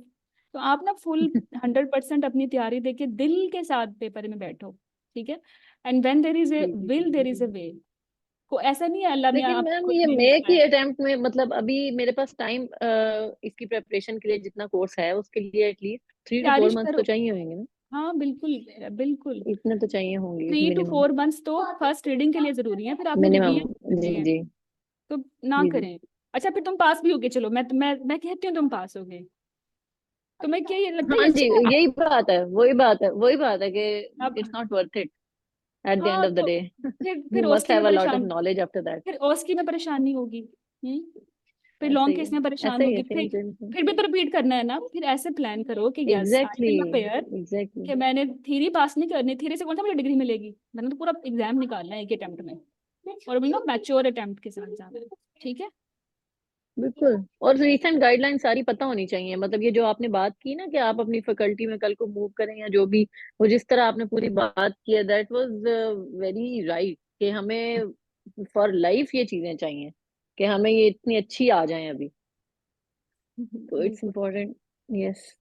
नहीं आप आपको ना एक सेटिस्फेक्शन भी होती है सही काम जी जी करते जी। हुए, ठीक है। मेरी अपनी लाइफ में भी 2-3 क्वेश्चन ऐसे आए कि मुझे ना हमेशा डाउट होता था कि ना जैसे एक क्वेश्चन है वो प्रीक्लम्सिया हो गया तो what you will do now. तो सब मुझे कहते थे ये तो ना यूरिक एसिड ही है, मेरा दिल ही नहीं मानता था, गाइडलाइन में तो कहीं नहीं लिखा हुआ। उन्होंने लिखा हुआ प्रीक्लम्सिया का earlier it was uric acid predictor, और प्रिडिक्टर का मकसद ये है कि वो प्रिडिक्ट करता है किसी बीमारी को। अब तो वो कह रहे हैं प्रीक्लम्सिया हो गया डायग्नोस, अब तो नहीं होगा यूरिक एसिड। हम्म वो मुझे हर कोई कहता नहीं मैं यूरिक हम्म एसिड ही करना है, ये बस अब लिख लो, ये तो ये सीपीएसपी की है ना। जब मेरे अपने एग्जाम में आया तो uric acid was there, and there was RFTs as well, RFTs भी थे फिर। और जो इसकी 3 लैब्स हैं सीबीसी और एलएफटी ये भी थे। अब मैं फंस गई, अब मुझे मेरे कानों में आए सब कहेंगे यूरिक एसिड यूरिक एसिड। फिर मैंने कहा नहीं यार, बेसिकली प्रीक्लेम्शिया में तो थ्रोम्बोसाइटोपिनिया होगा या किडनी प्रॉब्लम्स होंगे, यही हम करते हैं ना, लाइक हेल्प पे जा रहा होता है तब हम करते हैं इसको। तो आफ्टर प्रीक्लेम्शिया यूरिक एसिड के पीछे क्यों जाऊं मैं, तो ये गलत की है, मैंने नहीं करनी। अब मैं 99% श्योर थी कि सीपीएसपी की शायद यही थी, मैं अभी भी श्योर थी शायद, लेकिन मैंने नहीं किया ये, मैंने इसको यही किया, यही किया। आज तो मैं हो गई, क्योंकि मैं बोल रही हूँ ना 100% तो थोड़ी ना पास होना होता, 75 मैंने ले लिए। लेकिन मेरी इस हैबिट की वजह से जो चीज ठीक है, मैंने कितने सही क्वेश्चंस किए होंगे आप सोचो। हम्म। अगर मैं अपनी हैबिट ही चेंज कर लूंगी और मैं कहूँ कि सब कह रहे हैं ये की है और इसका कोई रेफरेंस नहीं है, तो मेरी नंबर ऑफ मिस्टेक्स तो बहुत ज्यादा नहीं हो जाएंगी। चलो मैं मान लूँ सीपीएसपी की 1-2 की सब कहते हैं, मे बी आपका सुपरवाइजर भी बोलता है, वो 1-2 में मसला है ना, लेकिन ये आपकी हैबिट तो गलत डेवलप हो चुकी है। बिकॉज ऑफ दिस हैबिट आप नहीं आगे जा सकते। तो 1-2 क्वेश्चंस में ऐसा हो सकता है, आपको आपको दिक्कत पेश आएगी, डेफिनेटली आएगी, बट आपने फिर भी सही करना है। आपकी अंदर आपका जो इनर सेल्फ है वो सेटिस्फाई होगा, और ये अच्छी हैबिट की वजह से आप आगे जाने की प्रोबेबिलिटी है। गंदी आदतों से हम नीचे ही जाते हैं। तो वो फिर आपकी पर्सनालिटी का ट्रेड बन जाता है अदरवाइज। अभी बस आई थिंक मैं कोई पेपर देख रही थी, टीम्स का था शायद, उसमें सर्जिकल स्मोक के क्वेश्चंस आए हुए थे, और मैं कह रही यार from where they are taking surgical smoke, and it was a very recent talk article. तो ऐसा नहीं आपके एग्जामिनर पढ़ के नहीं आते। ठीक है, चलो। तो आप बस अच्छे काम करो, ट्रस्ट ऑन अल्लाह। आपके अल्लाह का आपसे वादा है, जिसने जो किया है सही तरीके से वो उसी के लिए उसके लिए इतनी ही उसके लिए जजा है, ठीक है। अपनी करियर में अगर आगे बढ़ना है तो फिर आपने सही चीजें करनी है। मैम लास्ट क्वेश्चन मुझसे। हम्म। मैम टाइम स्केड्यूल बहुत बिजी है। ये मुझे लगता है कि अगर अभी भी अप्रैल मई का सोचूं या फिर अक्टूबर का सोचूं, मेरे लिए जो टाइम निकालना है वो वही रहेगा, तो फिर यार जिंदगी अपनी मिजरेबल ना बनाओ, देखो ये एग्जाम ना काफी हम्म कंसंट्रेशन की जरूरत है। आप देखो हम्म कि आपकी फैमिली में कोई इवेंट्स हैं, हस्बैंड का पेपर तो नहीं है, कोई बीमार तो नहीं है, घर में कोई शादी तो नहीं है, शिफ्टिंग तो नहीं कर रहे, या प्रेग्नेंट तो नहीं हो। ये एग्जाम ही है। इस एग्जाम की औकात ये है कि आपकी लाइफ अच्छी हो, ये नहीं है कि आप एक मिजरेबल लाइफ गुजारो। ठीक है, डिप्रेशन में चले जाओ। Don't do this. आज 3 महीने बाद नहीं दोगे तो 6 महीने बाद दे दोगे, क्या फर्क पड़ता है? Why you are wasting your beautiful days? तो वाइजली प्लान करो। और लेकिन आपकी जो फर्स्ट प्रायोरिटी है, this is your life, your family actually. उसके मुताबिक उनसे डिस्कस करके बातचीत करके करो। और मैं तो इन चीज़ों से को मैं गुजरी हुई हूँ। हस्बैंड का भी पेपर है, वो भी सर्जरी में पेपर दे रहा है, वो भी गायनी में दे रही है, प्रेग्नेंट भी है, उसमें परप्यूरियम, वो डिप्रेशन भी चल रही है, रोना पिटना, वो इतना लड़कियां इतनी मिजरेबल और क्रैंकी हो जाती हैं। मैं कहती हूँ तुमने देना ही जरूर ना, ये वाली अटेम्प्ट मत दो, डिलीवर होके दे देना। पहले हस्बैंड को का ख्याल रख लो, वो भी टची हुआ है, उसको वो पास हो जाएगा, वो भी आपकी अचीवमेंट है। कोई बात नहीं, आप 3 मंथ्स के बाद दे दो, आप डेली 2 दिन टॉपिक्स करते रहो। तो अपनी चीज़ों को ना नाइसली प्लान करें, वर्कआउट करें, और वंस यू प्लान तो फिर आप उसको बस शुरू हो जाओ, फिर आपने करना ही नहीं, फिर कंसिस्टेंट रहो उसमें। Thank you. और पता है जिंदगी में हम चीज़ें काफ़ी ऑर्गेनाइज भी कर सकते हैं, मतलब टाइम निकालना चाहो तो निकल आता है। मुझे ना आप लोगों को पढ़ाने का ये नहीं कि मुझे पैसे मिलते हैं। जब मैंने अपनी लास्ट जॉब छोड़ी थी, जिस सैलरी पैकेज पे छोड़ी थी, वो मैं अभी भी अर्न नहीं कर रही। बिलीव मी, मैं सही दिल से बता रही हूँ आपको। और दैट वाज, वो सऊदी अरब की जॉब थी, और मेरी फैमिली सारी उधर शिफ्ट थी। लेकिन ये जो मेरा काम है पढ़ाना, this is actually my passion. मैं इसमें बहुत आगे, मुझे पता था मैं इसमें जाऊंगी ना, मैं बहुत आगे जा सकती हूँ अगर मैं, क्योंकि मैं दिल से करती हूँ। अब मेरे पास करने को कुछ भी ना हो ना, तो मैं ये नहीं करती कि मैं लाइक फेसबुक देखूँ या मैं टीवी देखूँ। मैं पता क्या करती हूँ मैं फ्लैश कार्ड सुनाती हूँ, मैं कोई नई गाइडलाइन पढ़ती हूँ, मैं अपनी जो है आईटी की स्किल्स ठीक करती हूँ। मैं चाहती हूँ मेरी पीटी स्टॉक बोल रही हूँ, मतलब मुझे ये चीज़ें अट्रैक्ट करती हैं, और इसमें मेरा दिमाग चलता है। तो मैं इसमें अच्छा दे रही हूँ, और day by day I am thinking, मुझे लगता है कि I am improving, my platform is improving. पता है क्यों ये हो रहा है? क्योंकि इसमें मेरा दिल है। ठीक है, तो जिस चीज़ में आपका दिल है ना, फिर उसमें आपको कोई आगे जाने से रोक नहीं सकता। अगर ये गायनी ऑब्स में आपका दिल है ना, तो बस अपना दिल नहीं छोड़ना फिर when there is a will there is a way. आप 4-5 दिन का खाना बना के फ्रीज कर सकते हो। कर सकते हो ना? राइट। मेन्यू बना सकते हो, आप लॉन्ड्री डे फिक्स कर सकते हो, वो भी ऑर्गेनाइज कर सकते हो, मतलब जिसमें आप आप हैंड फ्री लगा के कोई लेक्चर भी सुन सकते हो, सारे काम भी कर सकते हो। तो जब आप इस रास्ते पे चलोगे तो इतनी आपको आइडियाज आएंगे, बड़ी सहूलतें आ जाएंगी। बट अगर आपका इसका दिल ही नहीं है, तो फिर आपको ये आइडियाज भी नहीं आते। नहीं, अब मेरी इस वक्त 6 किताबें चल रही हैं जो मेरे डेस्क पे हैं, जिनको मैं इनको रिव्यू करके इनके एडिशन चलाने हैं। और इस वक्त मेरे कोई 10-12 कोर्सेज चल रहे हैं, और 3 मेरे बच्चे हैं, और उनकी पढ़ाई भी है। ओके,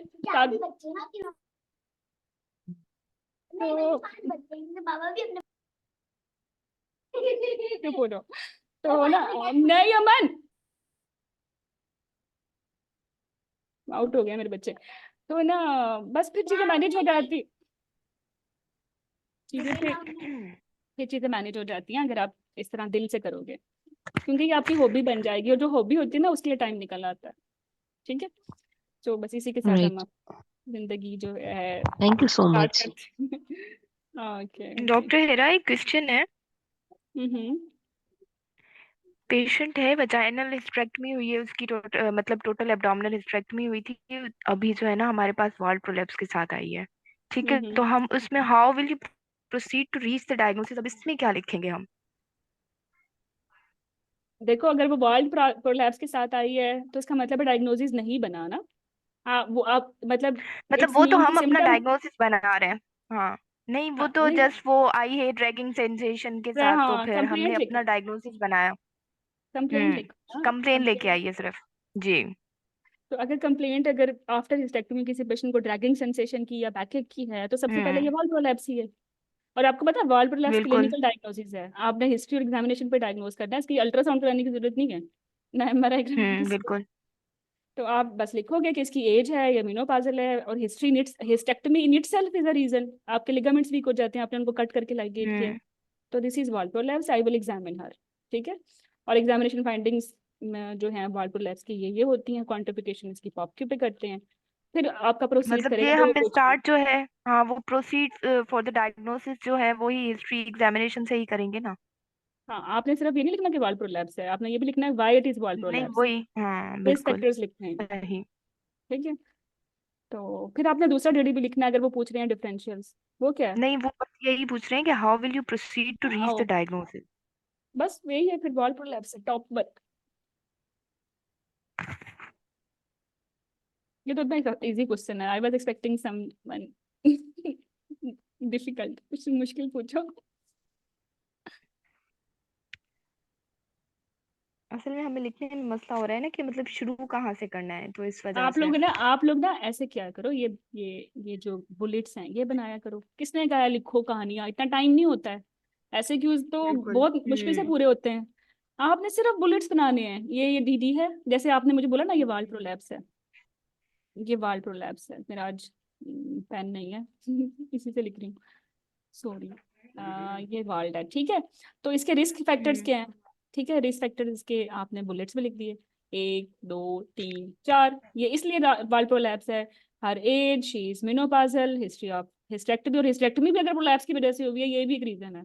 या ये पैरा 3 है या पैरा 4 है। तो ये आपके रिस्क फैक्टर्स हैं, ये आपका डायग्नोसिस है। अब नेक्स्ट क्वेश्चन, आपकी एग्जामिनेशन फाइंडिंग्स क्या होंगी इसकी, वो लिख दी। नंबर 1 पीए पे ये, नंबर 2 लोकल पे ये, नंबर 3 बायनॉर्मल पे ये। ठीक है, फिर वो पूछेंगे कि मैनेज करो। यही पूछेंगे ना। मैनेजमेंट में इन्वेस्टिगेशन हम करवाते हैं माइक्रो लैब्स में कोई? नहीं। कराते हैं ultrasound, because we have to see the fornices. क्योंकि अगर साथ में कोई लाइक इस एज पे कोई सिस्ट भी है, चाहे वो सिम्टोमेटिक है, हमारा रूट चेंज हो जाएगा। ठीक है। अच्छा, दूसरी बात, क्योंकि फॉर्नेसिस तो हमें नजर नहीं आते ना जब हम लोकल करते हैं। ठीक है। तो और सिस्ट अगर छोटी भी है 1 सेंटीमीटर की, वो बायोमिनल में मिलती नहीं है, तो अल्ट्रासाउंड इसलिए कराते हैं। और दूसरा भी एक रीजन, अगर साथ में इसके लाइक वाइडिंग प्रॉब्लम्स हैं तो हमें पोस्ट रेजिडुअल यूरिन भी देखना है, तो अल्ट्रासाउंड में काफी इंप्लीकेशंस हैं।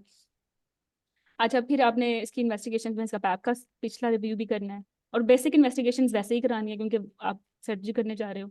ठीक है, तो ये आपने इसकी बेसिक इन्वेस्टिगेशन और स्पेसिफिक इन्वेस्टिगेशन आपने करा ली। बेसिक में वो 5 हो गई हैं सारी जो आप कराते हो। फिर स्पेसिफिक में चूंकि वाल प्रोलैप्स क्लिनिकल डायग्नोसिस है, तो डायग्नोस्टिक इन्वेस्टिगेशंस नहीं करानी, हमने करानी है इन्वेस्टिगेशन इसकी, प्री ऑप करा लेंगे, प्री ऑप इन्वेस्टिगेशन ही आएंगी।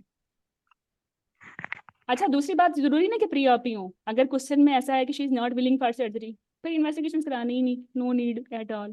बिकॉज आपने उसको फिर रखना है कीगल एक्सरसाइजेस पे, पेल्विक फ्लोर मसल ट्रेनिंग पे 4 मंथ्स के लिए।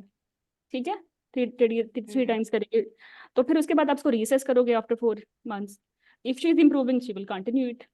तो आप आराम से बुलेट्स में लिख रहे हो ना, इसमें कोई कहानी थोड़ी ना लिखनी, कभी भी कहानी नहीं लिखनी, नो टाइम। एग्जामिनर को भी सुकून मिलता है जब आप वो सिर्फ पॉइंट्स पढ़ता है बुलेट्स में। ठीक है, ठीक है। तो let's see you people in course and we will continue this activity. चलें, ओके, अल्लाह हाफिज। Thank you Amna for your time. Okay, thank you madam. अल्लाह हाफिज। ओके, अल्लाह हाफिज।